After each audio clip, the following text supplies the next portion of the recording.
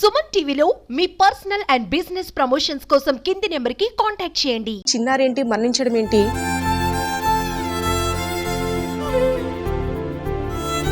మరణించబోతున్న కారణంగా ఒక 5గురికి తన అవయవాలను దానం చేస్తూ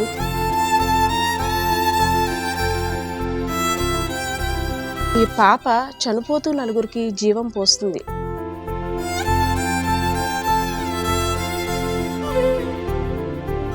అసంతృప్తి బతుకుతాం మేడం, అంతే. అది గుర్తుంచుకోవాలా బతుకుతాం మేడం.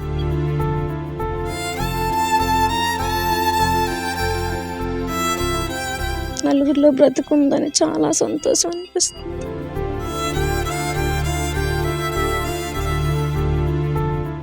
హాయ్, హలో, నమస్తే, వెల్కమ్ టు సుమన్ టీవీ. ప్రతి ఒక్క జీవికి కారణం అంటే వాళ్ళు పుట్టడానికి కారణం ఒక మంచి కార్యం కోసమే దేవుడు భూమి మీద వేశాడని ప్రతి ఒక్కరు కూడా విశ్వసిస్తుంటారు. అటువంటి కార్యక్రమమే ఇక్కడైతే జరుగుతుంది. ఒక చిన్నారి అంటే మరణించినప్పటికి కూడా చిరంజీవిగా నిలిచింది. మీ అందరికీ ఒక డౌట్ రావచ్చు, చిన్నారి ఏంటి మరణించడం ఏంటి, చిరంజీవిగా నిలవడం ఏంటి?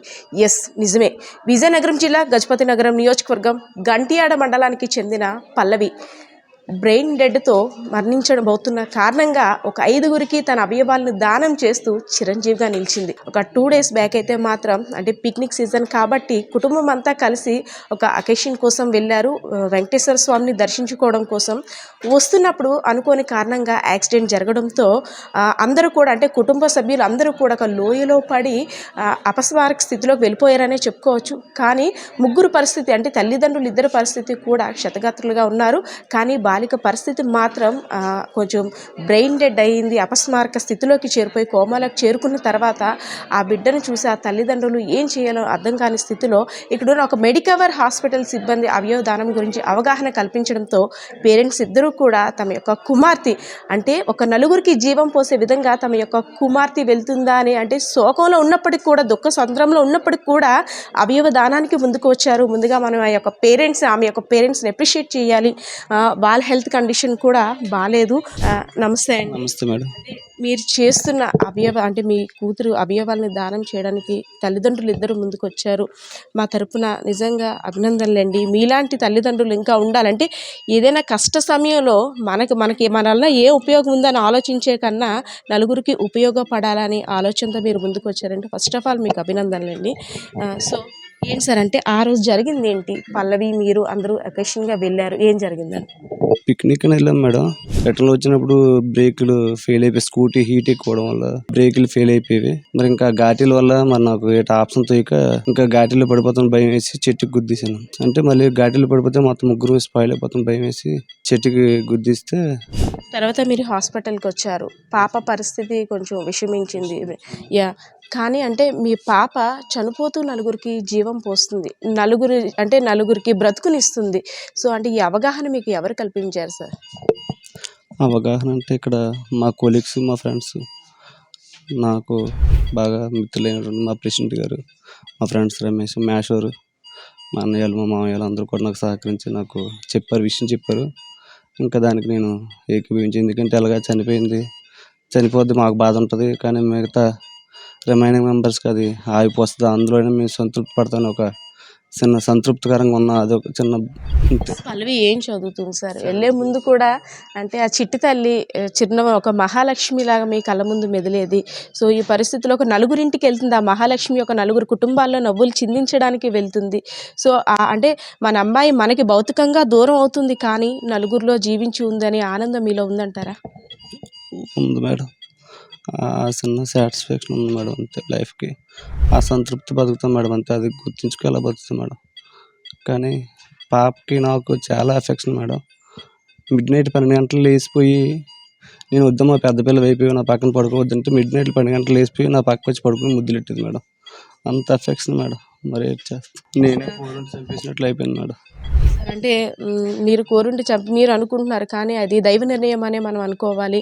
అంటే మీ అమ్మాయి పుట్టుకకి కారణం 4గురికి జీవం పోయడానికి వచ్చిందని అనుకోవాలి. ఈ భూమి మీదకి దేవుడు ప్రతి ఒక్కరిని కూడా ఏదో కారణం చేతనే భూమి మీదకి పంపిస్తుంటారు.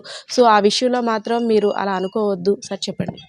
మా అమ్మగారు చనిపోయిన తర్వాత వెంటనే పుట్టడం మేమేదో చాలా సంతోషపడ్డాం మేడం. మళ్ళీ మా అమ్మాయి పుట్టిందనేసి తర్వాత 2 ఇద్దరు ఆడపిల్లలు కదా మా ఊర్లో అడిగారు, మేడం ఇద్దరు ఆడపిల్లలు కదా నీకు ఆప్షన్ ఉంటుంది ఇచ్చేయనేసి అంటే నేను అంత మట్టుకు కూడా ఒప్పుకోలేదు మేడం, ఇవ్వననేసి దేవుడు ఈ విధంగా తీస్తున్నాను. మరి ముందు రోజు ఇంకా శుభ్రంగా ఇంట్లో పూజలు చేసాం మేడం, రుద్రాక్ష అభిషేకం సత్యనారాయణ వ్రతం చేసి మరుసటి రోజు ఎలాగ వెంకటరమణ గుడికి వెళ్దాం, ఇంకా పిల్లలు ఎలాగ ఇంటి సెలవు పెట్టేసి పెట్టుకెళ్దాం అనుకుంటే ఇలాగ అయిపోయింది మేడం. మీరు చేసిన పనికి నిజంగా ఎంత అప్రిషియేట్ చేసినా తక్కువనే చెప్పుకోవాలి. సో కొంతమంది పేరెంట్స్కి మీరు ఏం చెప్పాలనుకుంటున్నారు? ఏం చెప్తాను మేడం, చనిపోయింది అలాగే బయటకు తీసుకురావాలి కదా, ఆ విధంగా సంతృప్తి పడవచ్చు, సాటిస్ఫాక్షన్ ఉంటుంది కదా, అదొకటి చెప్పగలను మేడం. సో మదర్ అయితే మాత్రం, ఎందుకంటే చిన్నప్పటి నుంచి కూడా పిల్లలతో ఉండే బాండింగ్ వేరు. కూతురికి తండ్రితో ఉంటుంది, కానీ మదర్ చిన్నప్పటి నుంచి గర్భంలో ఉన్నప్పుడు దగ్గర నుండి కూడా ఎఫెక్షన్ అనేది వేరుగా ఉంటుంది. సో మదర్ కూడా కొంచెం కండిషన్ సీరియస్గానే ఉందని చెప్పుకోవాలి. కానీ ఇంత క్రిటికల్ కండిషన్లో కూడా తన కూతురు అవయవ దానానికి ముందుకు వచ్చారనే చెప్పుకోవాలి. అమ్మ మీ పేరమ్మా? దేవి మేడం. అమ్మా, మీ హస్బెండ్కి చెప్పాము మీరు తీసుకున్న నిర్ణయం నిజంగా హ్యాట్స్ ఆఫ్. మీ అమ్మాయి భౌతికంగా మీకు దూరం అయింది అనుకుంటున్నారు, కానీ కాదు, నలుగురిలో జీవిస్తుంది, నలుగురికి ప్రాణాన్ని నిలిపింది. సో అంటే మీ అమ్మాయి నలుగురిలో చూసుకోగలరా మీరు? ఖచ్చితంగా మేడం. నలుగురిలో బ్రతుకుందని చాలా సంతోషం అనిపిస్తుంది. తను ఎక్కడున్నా, తన అవయవాలు ఎక్కడొక్కడ ఉన్నాయని చిన్న సాటిస్ఫాక్షన్. అమ్మ మీరు ధైర్యంగా ఉండండి. సో మీరు ఎంతోమందికి ఇన్స్పిరేషన్, ఇద్దరు పేరెంట్స్ కూడా చాలామందికి ఇన్స్పిరేషన్ అనే చెప్పుకోవాలి. దైవ దర్శనానికి వెళ్ళి వస్తూ నిజంగా దేవుని దగ్గరికే వెళ్ళిపోతుంది అని చెప్పుకోవచ్చు. సో ఈ తల్లిదండ్రులు చేసిన మంచి కార్యక్రమానికి, ఒక మంచి సంకల్పానికి మనమందరం కూడా అప్రిషియేట్ చేద్దాం. పేరెంట్స్ తీసుకున్న ఈ నిర్ణయానికి వెన్నట్టు ఉండి అంటే ఒక ప్రోత్సాహాన్ని ఇచ్చారనే చెప్పుకోవచ్చు, ఒక మోటివేట్ చేశారనే చెప్పుకోవచ్చు. ఒక ఫ్రెండ్గా వారి యొక్క ఫ్యామిలీ యొక్క బాధని అర్థం చేసుకొని ఆ పేరెంట్స్ ఇద్దరు కూడా ధైర్యం చెప్పి నీ కూతురు అవయవాల్ని ఈ విధంగా దానం చేస్తే పల్లవి తల్లిని మనం నలుగురిలో చూసుకోవచ్చు అని మోటివేట్ చేశారు. సార్ ఫస్ట్ ఆఫ్ ఆల్ మీకు కూడా అభినందనలు. Thank you. సో అంటే పేరెంట్స్కి ఈ టైంలో చాలా కష్టం జీర్ణించుకోవడం అనేది. మనం అంటే ఎంత చెప్పినా వాళ్ళ బాధను అయితే మనం తీర్చుకోవాలి. ఇలాంటి తరుణంలో అవయవ దానం చేయండి అని మీరు మోటివేట్ చేయడం అంటే వాళ్ళు దాన్ని ఎలా యాక్సెప్ట్ చేశారు సార్?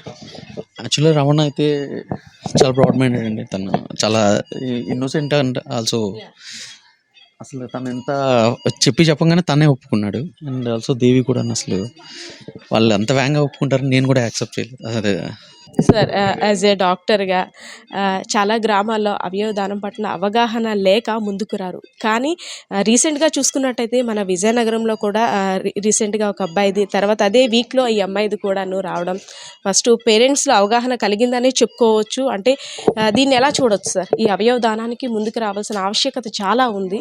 మన ఇండియాలో చాలామంది ఆర్గాన్స్ టెర్షరీ డ్యామేజ్ అయిపోయి ఆర్గాన్స్ డొనేషన్ చాలామంది వెయిట్ చేస్తున్నారు. అలాగే అంటే స్టేటు సెంట్రల్ యాక్ట్ ఉండి పర్ఫెక్ట్గా మానిటర్ చేస్తారు అనమాట. అయితే చాలా రిక్వైర్మెంట్ ఉంది, కానీ ఇచ్చేవాళ్ళు చాలా తక్కువ. మాకు కూడా ఏంటంటే ఇప్పుడు బర్త్డే అనమాట, నాకు నిన్న వాళ్ళ పాప వచ్చింది, చెల్లి అక్క వచ్చి నాకే కళ్ళ నీళ్ళు వస్తున్నాయి. అలాంటప్పుడు ఆయన లక్కీ ఏంటంటే వెటర్నరీ దాంట్లో ఉండటం వల్ల కొద్దిగా అవగాహన ఉంటుంది కాబట్టి, ఎడ్యుకేటెడ్ కాబట్టి బ్రాడ్ హృదయంతో నలుగురికి ఇస్తానికి రెడీ అయ్యారు. అంటే ఫారిన్ కంట్రీస్లో ఏంటంటే ఎలా ఉంటుందంటే డ్రైవింగ్ లైసెన్స్లోనే కన్సెంట్ ఉంటుంది. ఎవరికైతే 18 years తర్వాత లైసెన్స్ వస్తుందో దాంట్లోనే కన్సెంట్ ఉంటుంది. వేరే ఇండియాలో ఇంకా లెజిస్లేషన్ చేయలేదు. అందువల్ల అంటే ఇవన్నీ కూడా మన స్టేట్లో లేదనుకోండి, హార్ట్ ఇంకో స్టేట్కి వెళ్ళిపోతుంది. మనం కిడ్నీ రిక్వైర్మెంట్ చాలా ఎక్కువ ఉంటుంది, అందువల్ల మన స్టేట్లోనే రిక్వైర్మెంట్. హార్ట్ లంగ్ అనేది లాస్ట్ టైం మన చెన్నైకి హార్ట్, లంగ్ హైదరాబాద్ వెళ్ళిపోయింది.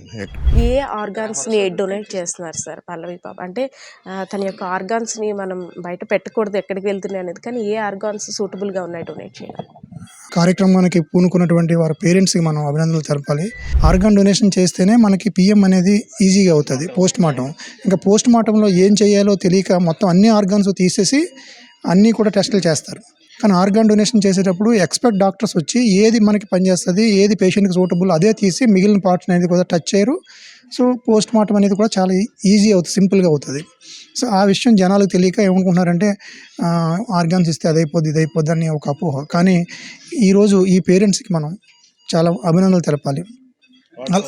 వాళ్ళు సఫర్ అవుతున్నారు, వాళ్ళు ఎదురుగుండా మీరు తీసుకుంటున్నారు. కానీ ఎందుకంటే వాళ్ళకు కూడా తెలియాలని నేను ఈ విషయం చెప్తున్నాను.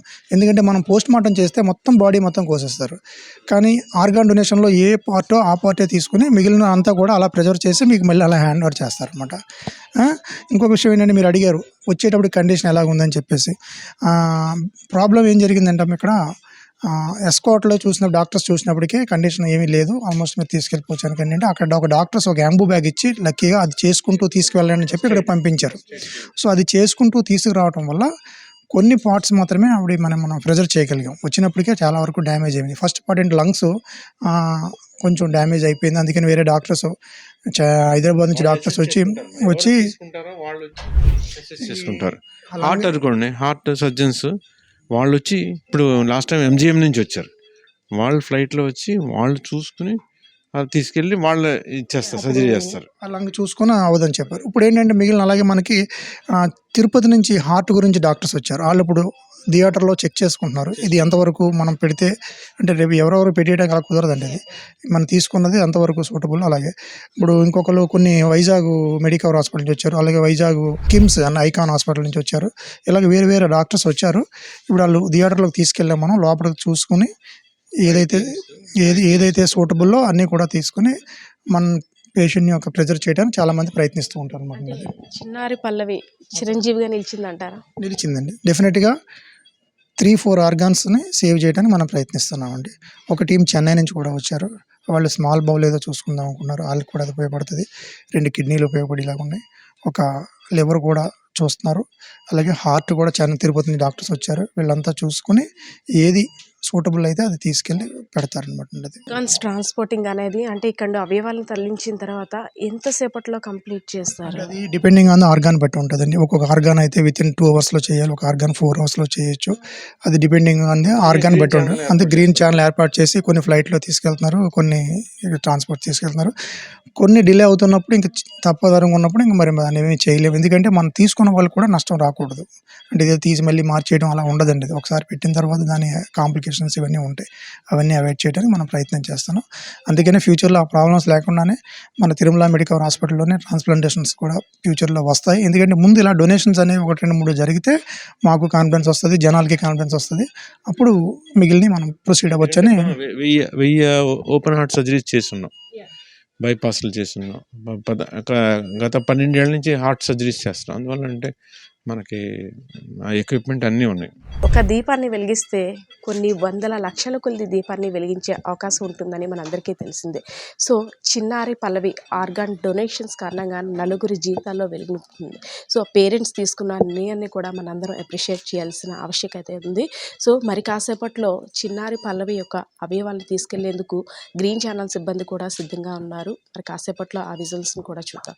కెమెరా పర్సన్ శ్రీనివాస్తో పద్మ, సుమన్ టీవీ, విజయనగరం.